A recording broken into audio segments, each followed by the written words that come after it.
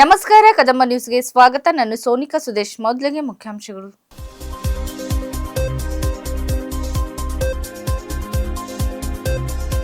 ಒಳ ಮೀಸಲಾತಿ ವಿರೋಧಿಸಿ ಜೂನ್ 29ಕ್ಕೆ ಬಂಜಾರ ಸಮಾವೇಶ, ಬಸವರಾಜ್ ಪವರ್.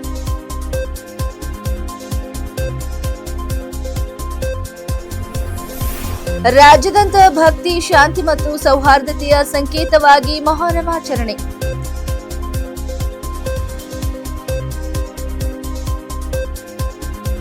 ಬೀದರ್ ಪೊಲೀಸರಿಂದ 9.41 ಕೋಟಿ ಮೌಲ್ಯದ ಮಾದಕ ವಸ್ತು ನಾಶ.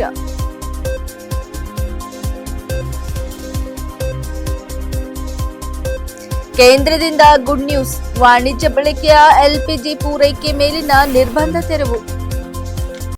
ಸುದ್ದಿಯ ವಿವರಗಳು.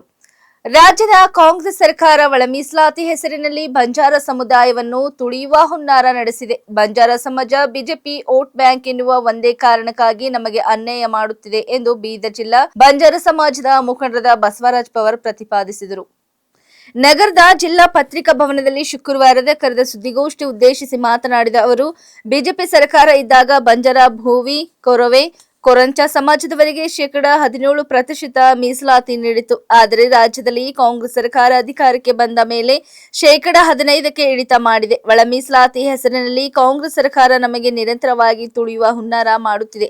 ಈ ಕಾರಣಕ್ಕಾಗಿಯೇ ಜೂನ್ 29ರಂದು ಬೆಳಗ್ಗೆ 10:30ಕ್ಕೆ ನಗರದ ಝೀರಾ ಫಂಕ್ಷನ್ ಹಾಲ್ನಲ್ಲಿ ಜನಾಂದೋಲನ ಸಮಾವೇಶ ಆಯೋಜಿಸಲಾಗಿದೆ. ಜಿಲ್ಲೆಯ ಎಲ್ಲಾ ತಾಲೂಕಿನ ತಾಂಡ ನಿವಾಸಿಗಳು ತಪ್ಪದೇ ಪಾಲ್ಗೊಳ್ಳಬೇಕೆಂದು ಕರೆ ನೀಡಿದರು.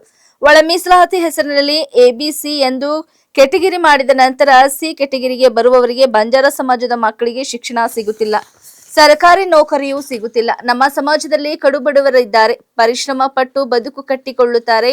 ಹೀಗಿರುವಾಗ ಕಾಂಗ್ರೆಸ್ ಸರ್ಕಾರ ಒಳ ಮೀಸಲಾತಿಯಲ್ಲಿ ನಮಗಾದ ಅನ್ಯಾಯ ಸರಿಪಡಿಸದಿದ್ದರೆ ರಾಜ್ಯದಾದ್ಯಂತ ಉಗ್ರ ಹೋರಾಟ ಮಾಡುತ್ತೇವೆ. ಕಾಂಗ್ರೆಸ್ ಸರ್ಕಾರ ಕಿತ್ತೊಗೆಯುವವರಿಗೆ ವಿರಮಿಸುವುದಿಲ್ಲ ಎಂದು ಪವಾರ್ ತಮ್ಮ ಆಕ್ರೋಶ ಹೊರಹಾಕಿದರು. ಈ ಕಾರ್ಯಕ್ರಮದಲ್ಲಿ ಹೂವಿನ ಹಡಗಲಿ ಶಾಸಕ ಕೃಷ್ಣ ನಾಯಕ, ಶಿರಹಟ್ಟಿ ಶಾಸಕ ಡಾಕ್ಟರ್ ಚಂದ್ರು ಲಮಣಿ, ಕುಡಚಿ ಮಾಜಿ ಶಾಸಕರು ಹಾಗೂ ಬಿಜೆಪಿ ರಾಜ್ಯ ಪ್ರಧಾನ ಕಾರ್ಯದರ್ಶಿಗಳಾದ ಪಿ ರಾಜು, ಮಾಜಿ ಸಂಸದ ಡಾಕ್ಟರ್ ಉಮೇಶ್ ಜಾಧವ್, ಶಿವಮೊಗ್ಗ ಗ್ರಾಮಾಂತರ ಮಾಜಿ ಶಾಸಕ ಬಿ ಅಶೋಕ್ ನಾಯಕ್ ಸೇರಿದಂತೆ ಜಿಲ್ಲೆಯ ಶಾಸಕರಾದ ಡಾಕ್ಟರ್ ಶೈಲೇಂದರ್ ಬೆಲ್ದಾಳೆ, ಶರಣು ಸಲಗರ್, ಡಾಕ್ಟರ್ ಸಿದ್ದು ಪಾಟೀಲ್, ಪ್ರಭು ಚವ್ಹಾಣ್, ಡಾಕ್ಟರ್ ಎಂಜಿ ಮೂಳೆ, ಮಾಜಿ ಶಾಸಕ ಪ್ರಕಾಶ್ ಖಂಡ್ರೆ, ಮಾಜಿ ಸ್ಪೀಕರ್ ರಘುನಾಥರಾವ್ ಮಲ್ಕಪುರೆ, ಬಿಜೆಪಿ ಜಿಲ್ಲಾಧ್ಯಕ್ಷ ಸೋಮನಾಥ್ ಪಾಟೀಲ್, ಮುಖಂಡ ಈಶ್ವರ್ ಸಿಂಗ್ ಠಾಕೂರ್ ಸೇರಿದಂತೆ ಹಲವರು ಉಪಸ್ಥಿತರಿರಲಿದ್ದಾರೆ. ಹೆಚ್ಚಿನ ಸಂಖ್ಯೆಯಲ್ಲಿ ಪಾಲ್ಗೊಂಡು ಯಶಸ್ವಿಗೊಳಿಸಬೇಕೆಂದು ಕರೆ ನೀಡಿದರು. ಇದೇ ವೇಳೆ ಸುದ್ದಿಗೋಷ್ಠಿಯಲ್ಲಿ ಬಂಜಾರ ಸಮಾಜದ ಮುಖಂಡರಾದ ತಾನಾಜಿ ರಾಠೋಡ್, ರಾಜ್ಕುಮಾರ್ ಜಾಧವ್, ಕುಪೇಂದ್ರ ರಾಠೋಡ್, ರಾಜೇಂದರ್ ಪವಾರ್, ಸತೀಶ್ ರಾಠೋಡ್ ಸೇರಿದಂತೆ ಹಲವರು ಉಪಸ್ಥಿತರಿದ್ದರು. ರಾಜ್ಯ ಸರ್ಕಾರವು ಅವೈಜ್ಞಾನಿಕವಾಗಿ ಒಳ ಮೀಸಲಾತಿಯನ್ನು ಹಂಚಿಕೆ ಮಾಡಿದಂತಹ ಪದ್ಧತಿ, ಅದನ್ನು ನಮ್ಮ ಸಮಾಜಕ್ಕೆ, ನಮ್ಮ ಜೊತೆಗೆ ಭೋವಿ, ಕೊರ್ಮಾ ಮತ್ತು ಕೊರ್ಚ ಇವು 4 ಸಮುದಾಯಗಳಿಗೆ ಘೋರ ಅನ್ಯಾಯ ಮಾಡಿದ ಕಾಂಗ್ರೆಸ್ ಸರ್ಕಾರ. ಈ ಸರ್ಕಾರದ ವಿರುದ್ಧ ನಾವು ಜನಾಂದೋಲನವನ್ನು ಕಾರ್ಯಕ್ರಮವನ್ನು ಹಮ್ಮಿಕೊಂಡಿದ್ದೀವಿ.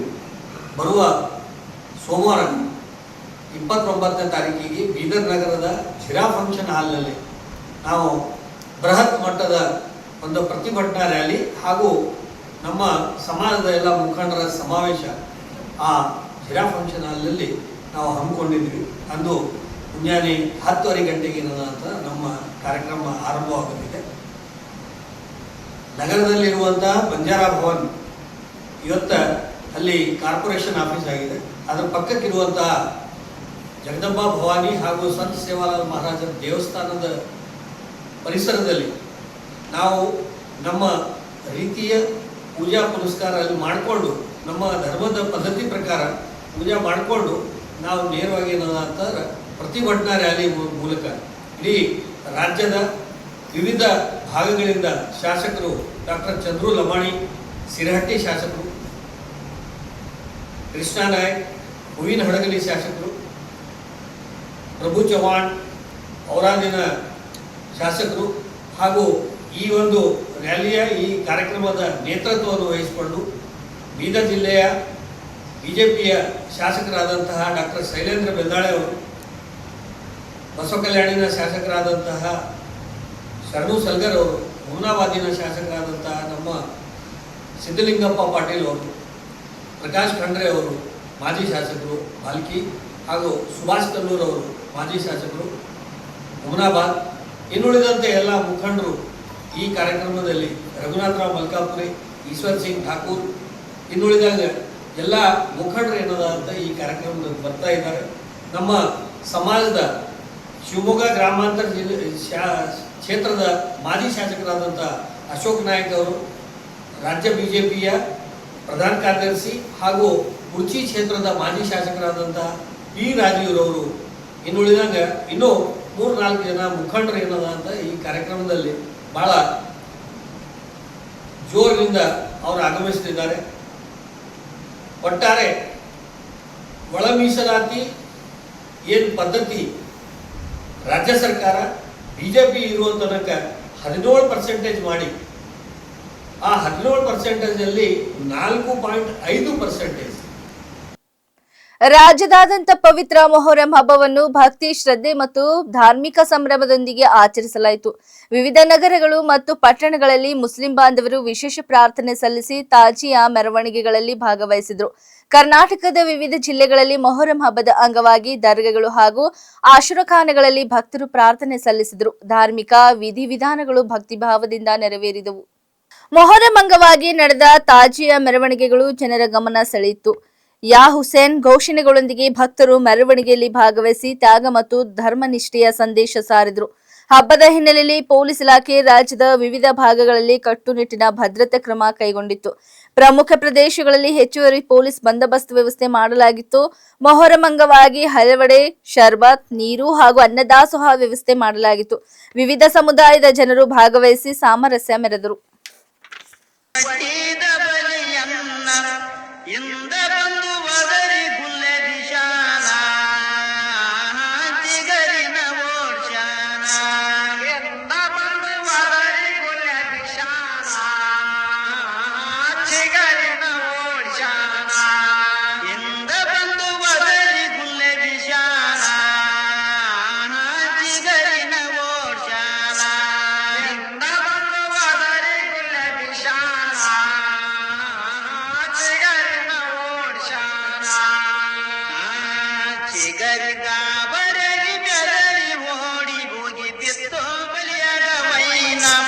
ಮುಂಗಾಲಿಗೆ ಬಲಿ ಬಿತ್ತು 3 ಕಣ್ಣ, ಬಿರಿದಂಡ ಬಿಗುದು ಮುಚ್ಚಿತು ಕಣ್ಣ.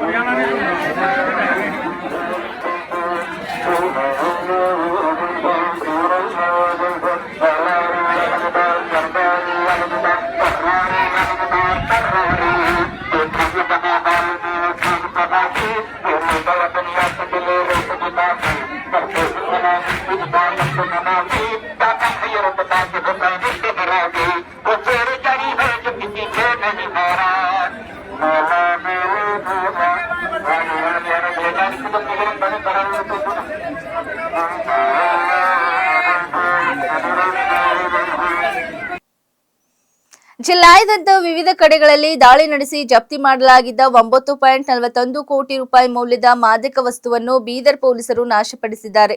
ಬೀದರ್ ಜಿಲ್ಲೆಯ ಭಾಲ್ಕಿ ತಾಲೂಕಿನ ಧನ್ನೂರ್ ಸಮೀಪದ ಜೈವಿಕ ತ್ಯಾಜ್ಯ ವಿಲೇವಾರಿ ಕುಲಮೆ ಘಟಕದಲ್ಲಿ 997 ಕೆಜಿ ಗಾಂಜಾ, 51,000ಕ್ಕೂ ಅಧಿಕ ನಶೆ ಗುಳಿಗೆಗಳು ಮತ್ತು 743 ಮಾದಕ ಸಿರಪ್ಗಳನ್ನು ನಾಶಪಡಿಸಿದ್ದಾರೆ. ಜಿಲ್ಲಾ ಡ್ರಗ್ಸ್ ವಿಲೇವಾರಿ ಸಮಿತಿಯ ನಿಯಮಗಳ ಪ್ರಕಾರ ಎಸ್ಪಿ ಪ್ರದೀಪ್ ಗುಂಟಿ ನೇತೃತ್ವದಲ್ಲಿ ಕೋಟಿ ಮೌಲ್ಯದ ಮಾದಕ ವಸ್ತುಗಳನ್ನು ನಾಶ ಮಾಡಲಾಗಿದೆ. ಎನ್ಡಿಪಿಎಸ್ ಕಾಯ್ದೆಯಡಿಯಲ್ಲಿ ದಾಖಲಾಗಿದ್ದ 22 ಪ್ರಕರಣಗಳಲ್ಲಿ ಜಪ್ತಿಯಾಗಿದ್ದ ಮಾದಕ ದ್ರವ್ಯಗಳನ್ನು ನಾಶ ಮಾಡಿ ಅಕ್ರಮ ಮಾದಕ ದ್ರವ್ಯ ಮಾರಾಟ ಮಾಡುವ ದಂಗೆಕೋರರಿಗೆ ಎಸ್ಪಿ ವಾರ್ನಿಂಗ್ ನೀಡಿದ್ದಾರೆ.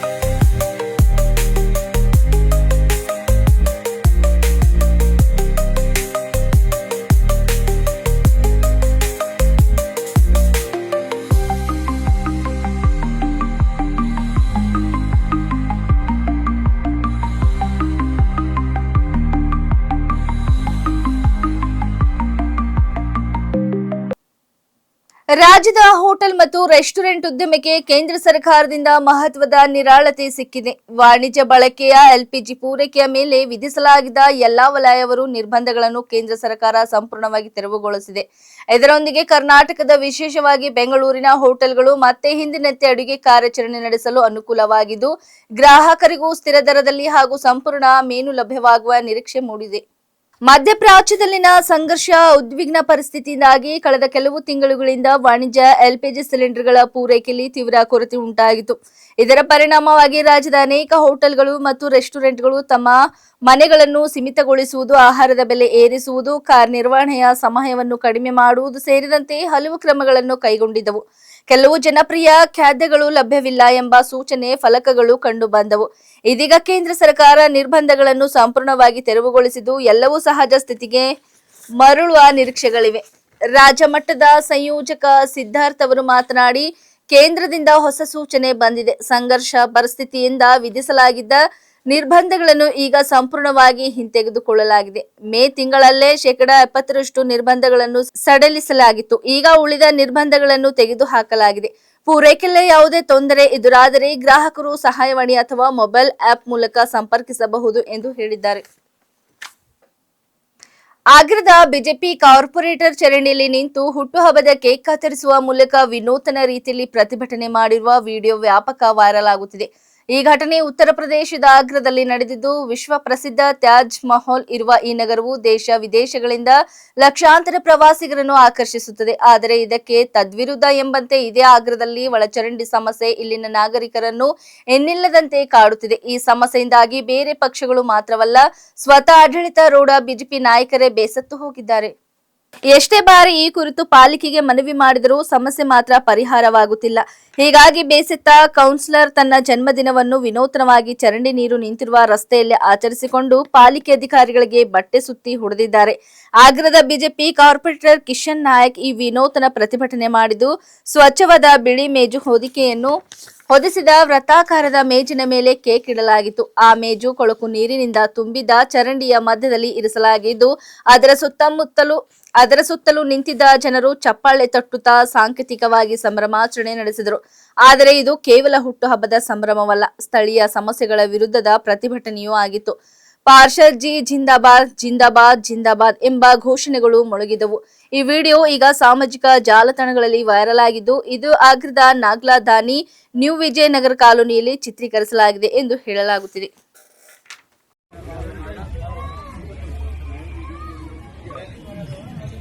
आगे मतलब थोड़ा पीछे पीछे बना दी टोपी ना. हाँ बना दो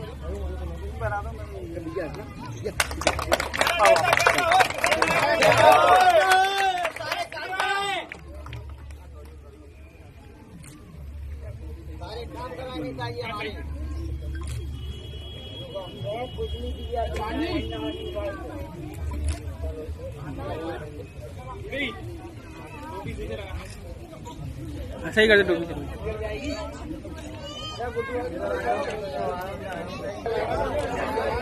खिला दे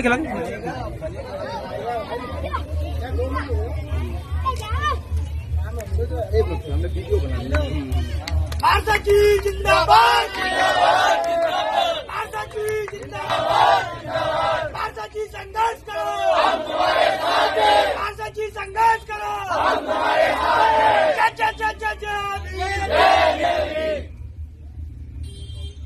और आओ बार करो हर जुल्म की टक्कर में हर जुल्म की टक्कर में अरे खेत हां